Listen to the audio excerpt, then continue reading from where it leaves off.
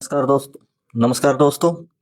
अ, महिलाओं को लेके इन 7 सालों में 2017 से लेके अब तक 2025 तक बहुत ज़्यादा जो केसेस है वो बढ़ चुके हैं और उन केसेस के बारे में हम जानते हैं district programme officer madam Manju Rana ji से एंड बातें करते हैं एक वन स्टॉप सेंटर।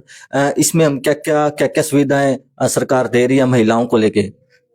मैम नमस्कार। नमस्कार जी। मैम सबसे पहले तो मैम बताइए वन स्टॉप सेंटर जो ये इसमें क्या क्या महिलाओं को सुविधा मिल रही है।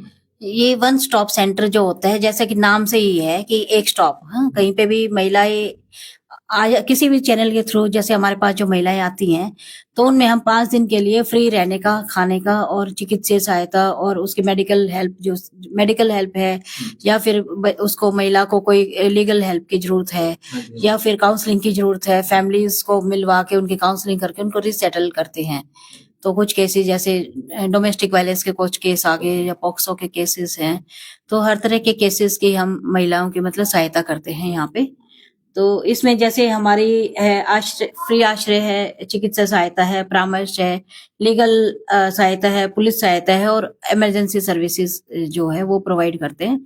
कि एक महिला जैसे घर से आई है आके और उसको एकदम से रोड पे कुछ भी नहीं है, मिस हैपनिंग भी हो सकती है, उसके साथ में कोई भी मिस हैपनिंग भी हो सकती है कि जैसे महिला रोड पे सुनसान में अकेली है, तो उसको एक सेफ जगह प्रोवाइड है, वन स्टॉप सेंटर के माध्यम से सेफ जगह देते हैं। मैम घरेलू केसेस बहुत ज्यादा बढ़ रहे हैं, इनके क्या कारण हैं? घरेलू कारण मतलब सरकमस्टांसेस अलग अलग होते हैं। जैसे कि कोई लड़की मायके ससुराल में एडजस्टमेंट में दिक्कत आ रही है, शादी हुई है एडजस्टमेंट में उसकी दिक्कत आ रही है, तो वहां पे भी हो सकती है उसकी मतलब लड़ाई झगड़ा हो गई, मारपीट होगी किसी के, या एडजस्टमेंट कोई और दिक्कत है। जैसे कई बार क्या होता है इन चीजों पे भी कुछ इश्यूज आ जाए, जैसे हस्बैंड सारी सैलरी ले ले, महिलाओं की जॉब भी कर रही है, तो कुछ अलग अलग फैमिलीज के अलग अलग इश्यूज होते हैं सबके। कहीं पे काम को लेके इश्यू होते हैं, कहीं पे एडजस्टमेंट में व्यवहार में इश्यू होते हैं, कई बार फाइनेंशियली दिक्कत आती है महिलाओं की। तो इस तरह से अलग अलग कारण होते हैं लड़ाई झगड़े के। और कई बार जैसे नई शादी होती है, नया माहौल होता है, वहां पे लड़के को एडजस्ट करने में दिक्कत आती है, तो फैमिली की भी पिछली इंटरफेरेंस काफी होती है, इस कारण से भी हो सकता है। कई आदमी जैसे शादी होती है तो उस टाइम पे बिचौलिया जो उसको पूरी क्लियर ही ना करे, दोनों के में गैप रह जाते हैं आपस में, एक्सपेक्टेशन कुछ ज्यादा होती हैं और मिलता कुछ कम है, तो इस तरह से जो इंक्वायरी पूरी नहीं होती और गलत, जैसे जॉब बता दे कि अच्छी जॉब कर रहा है लड़का और बाद में लड़का कुछ ना करता मिले, और शराबी हो सकता है, कोई नशेड़ी हो सकता है, तो इस तरह से शादी करते हुए जो चीजों की भी गैप रह जाता है। फिर पेरेंट्स की भी तरफ से भी इंटरफेरेंस ज्यादा रहती है कि लड़के के व्यवहार में को उसको भाई सारा दिन मदर जैसे फोन करके पूछे कि हाँ आज किसने क्या कहा, फिर वो पीछे से गाइडेंस यानी कि एडजस्ट ना करने दे नए माहौल में, तो वहां पे भी दिक्कतें आती हैं। मैम अब तक इन 7 सालों में 2756 के लगभग केसेस हो चुके हैं मैम ओवरऑल। मैम इतने केसेस बढ़ने के कारण क्या है मैम? मेन समाज का ताना बाना लगा लो कि इसमें भी फर्क आ जाता है। सोशल मीडिया पे कुछ होता है, हमारी रियल लाइफ में कुछ और होता है, तो वो सब चीजों का भी इम्पैक्ट डलता है लड़ाई झगड़ों का कारण। कि जो हमारा जैसे स्टेटस है, इकोनॉमिकल स्टेटस भी इतना नहीं होता, लड़कियों की एक्सपेक्टेशन कई बार ज्यादा हो जाती है। कई बार क्या है, पेरेंट्स की भी, ससुराल वालों की भी एक्सपेक्टेशन ज्यादा हो जाती है कि वो वर्किंग भी हो, बच्चे भी संभाले और घर के भी काम करे सारे और बाहर के भी करे, कि मल्टीपर्पज एक्सपेक्टेशन होती हैं, वहां पे भी वो पूरी ना कर पाने के कारण जैसे लड़ाई झगड़े आपस के भी बढ़ रहे हैं। मैं एक सवाल मैं आपसे करना चाहूंगा, जो आजकल ऑनलाइन डेटिंग शादी.com टाइप ऐसे कुछ बहुत सारे ऐप और वेबसाइट बनी हुई है रिश्तों के लेके, रिश्ता कराओ ऑनलाइन। मैम इसके बारे में आप थोड़ा सा, आपकी क्या विचारधारा है मैम इसमें?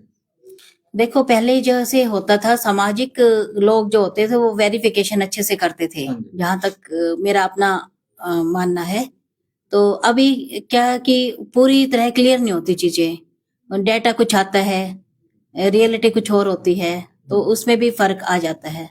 हाँ जी, हाँ जी। तो मेरा तो यही है कि एक बार, क्योंकि जिंदगी का मामला है, हर चीजों की एक बार अच्छे से छानबीन करके रिश्ता हो, अच्छे से मतलब हर चीजों की अच्छा माहौल मिलना चाहिए शादी के बाद में। तो पॉजिटिव एटमॉस्फेयर होना चाहिए, हर चीज का क्लियर होना चाहिए, क्योंकि जिंदगी का मामला है, एक दो दिन की बात नहीं है। मैम, महिला हेल्पलाइन नंबर 181 पर किन किन शिकायतों को लेके हम कॉल वगैरह कर सकते हैं? उसमें से महिलाओं से संबंधित जितनी भी दिक्कतें, जैसे फैमिली की कोई दिक्कत आ रही है, घर में ज्यादा लड़ाई झगड़ा है, हाँ जी, वहां पे एडजस्ट करने में दिक्कत आ रही है, और लेडीज सोचती है कई बार कि मैं एकदम से अपनी जिंदगी खत्म कर दूं। हाँ, नहीं, वहां पे हमें हमारी हेल्प ले सकती हैं इस तरह से। और घर में कोई एकदम से निकाल दे घर से, कोई भी रास्ता नहीं है, तो वन स्टॉप सेंटर में आ सकती हैं।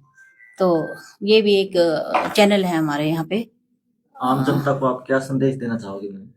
हम सहायता, हमारा विभाग इतनी अच्छी सर्विसेज प्रोवाइड कर रहे हैं, तो यही है कि आप जिनको जरूरत है वो ज्यादा से ज्यादा इनका लाभ लें। इतनी अच्छी स्कीम है हमारे विभाग की हाँ जी, हाँ जी। महिलाओं के लिए। तो यही मैसेज देना चाहती हूँ। और दूसरा कि कोशिश करें कि अपनी एडजस्टमेंट, अपनी हर चीज अंडरस्टैंडिंग अच्छी हो, हस्बैंड वाइफ की फैमिलीज के साथ में अच्छी अंडरस्टैंडिंग से रहें, तो मतलब अच्छा मिलेगा, पॉजिटिव इन्वायरमेंट बच्चों के लिए भी अच्छा है, फैमिली के लिए भी अच्छा है। और यही संदेश देना चाहती हूँ कि हमारी आपसी तालमेल अच्छा होना चाहिए।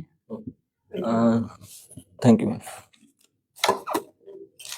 हम बात करेंगे मंजू राणा जी के लीगल एडवाइजर हरिश्चंद्र जी से, और जानते हैं वन स्टॉप सेंटर के बारे में जो सखी योजना। सर नमस्कार। नमस्कार sir. Sir, one stop centre के बारे में थोड़ा जानकारी दीजिए, ये विस्तार से थोड़ा सा बताइए sir. One stop centre central sponsorship scheme है। वन स्टॉप सेंटर में आने वाली महिलाओं को किसी भी प्रकार की सहायता के लिए हेल्पलाइन नंबर दिया हुआ है 181, और उसके अंदर निम्न प्रकार की सुविधाएं प्रदान की जाती है, जैसे आश्रय सुविधा, मेडिकल चिकित्सा सहायता, कानूनी सहायता और काउंसलिंग